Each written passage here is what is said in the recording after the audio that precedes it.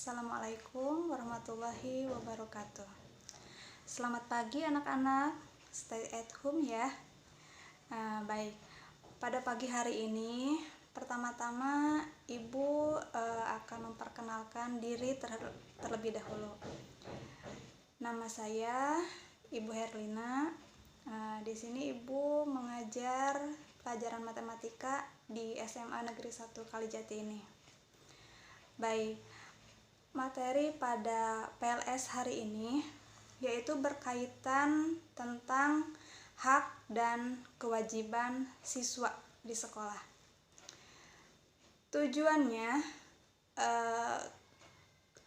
untuk materi hak dan kewajiban adalah agar siswa dapat memahami dan menerapkan serta kewajibannya yang diatur oleh sekolah.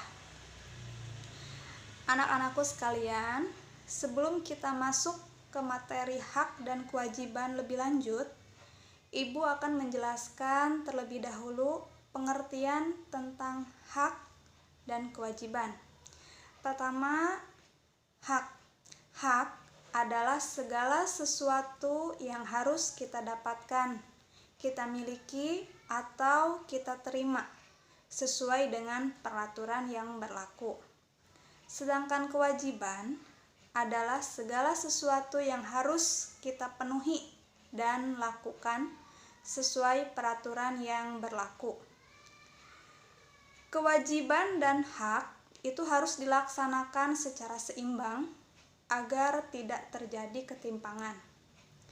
Nah, di sini ada beberapa contoh hak di sekolah yang nantinya akan didapatkan oleh semua siswa yang menjadi siswa di SMA Negeri 1 Kalijati. Yang pertama adalah hak mendapatkan bimbingan dan pengajaran dari guru.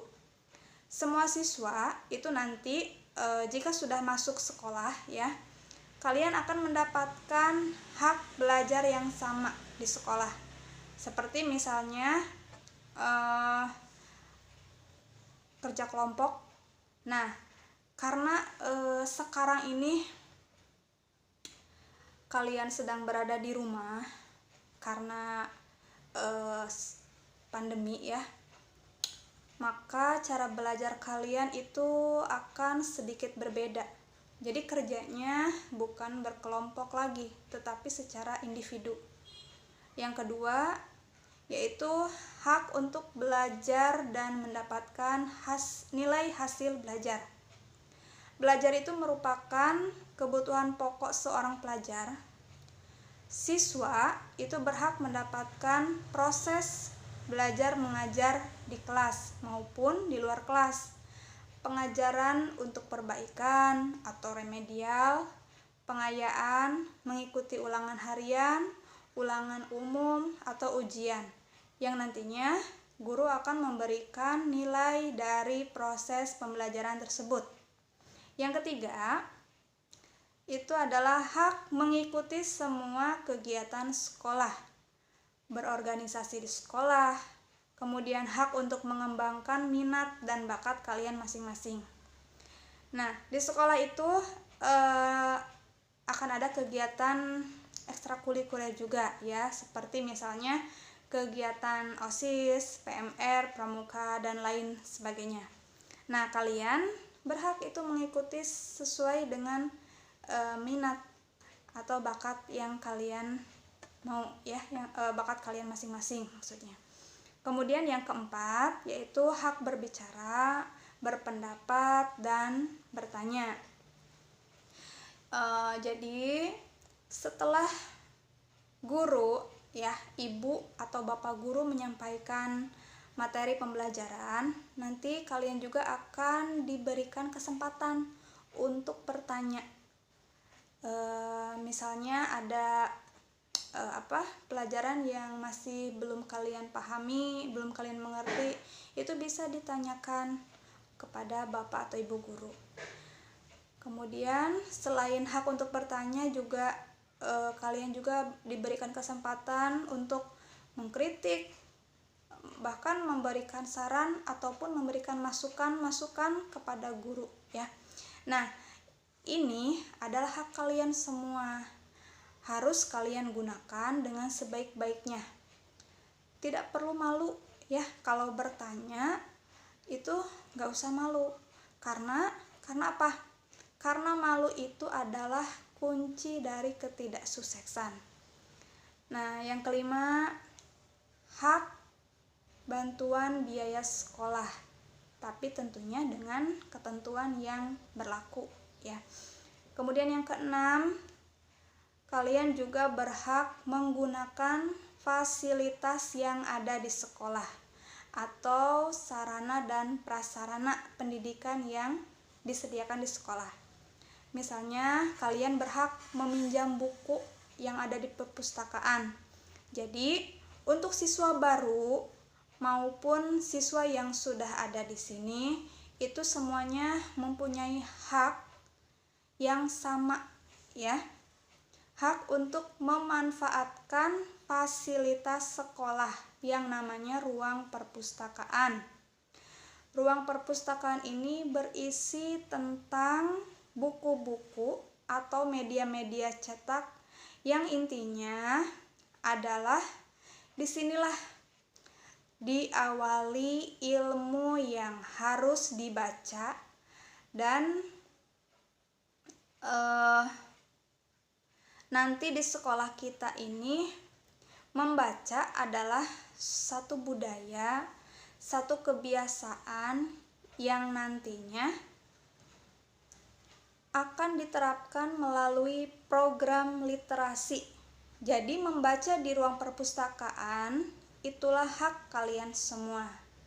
Kemudian selain fasilitas di ruang perpustakaan, kalian juga mempunyai hak untuk menggunakan ruang lab komputer yang nantinya akan dipandu oleh guru mapel ya. Selanjutnya, kalian juga bisa memanfaatkan ruang BK atau bimbingan konseling. Yang fungsinya itu untuk apa? Nah, fungsi ruang BK yaitu adalah sebagai tempat untuk memberikan pelayanan baik kepada siswa, kepada orang tua yang mempunyai kepentingan untuk menyelesaikan masalahnya demi kelancaran kalian dalam proses belajar mengajar di sekolah. Nah, kalian juga selain berhak menggunakan fasilitas-fasilitas yang tadi Ibu sebutkan, antara lain juga ada fasilitas tempat ibadah ya atau masjid yang ada di sekolah. Kalian juga berhak menggunakannya untuk beribadah. Selain itu, siswa juga berhak mendapatkan pelayanan yang berhubungan dengan administrasi sekolah juga ya. Nah, mungkin itu hak-hak yang akan diperoleh oleh siswa. Kemudian sekarang Ibu akan membahas tentang kewajiban apa saja yang harus dilakukan oleh siswa. Nah, yang pertama diantaranya yaitu siswa harus taat kepada guru, kepada kepala sekolah, dan lainnya yang ada di sekolah. Kemudian yang kedua, siswa juga harus ikut bertanggung jawab atas kebersihan, keamanan, dan ketertiban sekolah ya. Ketiga, ikut bertanggung jawab atas pemeliharaan gedung sekolah, halaman, dan perabotan yang ada di sekolah. Yang keempat, membantu kelancaran pelajaran yang ada di kelas. Selanjutnya, ikut menjaga nama baik sekolah, guru, maupun pelajar lainnya, baik di lingkungan sekolah maupun di luar sekolah. Kemudian selanjutnya, menghormati guru dan saling menghargai antar sesama siswa. kemudian melengkapi diri dengan keperluan sekolah, dan selanjutnya siswa yang membawa kendaraan itu harus meletakkan kendaraannya di tempat yang sudah ditentukan, ya, atau di tempat parkir yang sudah ada di sekolah. Kemudian ikut membantu agar tata tertib dapat berjalan dengan lancar. Lalu memakai seragam sekolah sesuai dengan hari yang telah ditentukan. Kemudian siswa juga berkewajiban untuk mengikuti upacara bendera merah putih, ya, yang biasanya itu dilaksanakan setiap hari Senin. Kemudian selanjutnya, jika kalian tidak bisa masuk sekolah, itu diharapkan memberikan keterangan ke sekolah dari orang tua kalian, misalnya keterangan izin ataupun sakit. Kalau misalkan kalian tidak memberikan keterangan apapun, maka secara otomatis guru akan menuliskan alfa di absen kalian, ya. Itu sangat rugi sekali. Kemudian yang selanjutnya, siswa juga wajib mengikuti pelajaran, kemudian mengerjakan tugas-tugas yang diberikan oleh guru, dan mengikuti ulangan yang diselenggarakan di sekolah. Nah, baik, sebelum kita akhiri materi kali ini, Ibu akan memberikan satu catatan bahwa setiap hak yang kita dapatkan itu selalu diikuti oleh kewajiban yang harus kita penuhi. Misalnya saja di rumah, seorang anak berhak mendapatkan perlindungan, kasih sayang, dan semua kebutuhan dasar kita dari orang tua. Di waktu bersamaan juga, kita juga mempunyai kewajiban untuk mematuhi, mentaati, dan menyayangi orang tua kita. Seperti pada saat ini, mungkin saja kamu didampingi oleh orang tua untuk mengikuti kegiatan PLS daring saat ini. Nah, ini juga termasuk bentuk hak kamu, ya. Kalau kamu itu butuh diperhatikan oleh orang tua.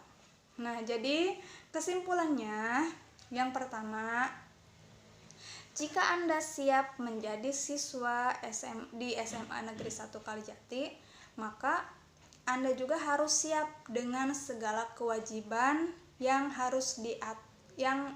sudah diatur oleh sekolah, dan Anda juga akan mendapatkan pula hak yang akan Anda terima, ya. Dan yang kedua, tetap semangat, jaga kesehatan, jalani hidup ini dengan tetap sehat, tetap di rumah, ya. Kerjakan semua tugas-tugas yang diberikan dari sekolah, dan yakin kalian pasti akan berhasil dan sukses. Baik, terima kasih anak-anakku sekalian. Tetap stay at home, ya. Tetap sehat, tetap semangat. Menjadi siswa baru di SMA Negeri 1 Kalijati harus menyenangkan, harus berprestasi, harus berakhlak mulia. Terima kasih. Ibu akhiri. Wassalamualaikum warahmatullahi wabarakatuh.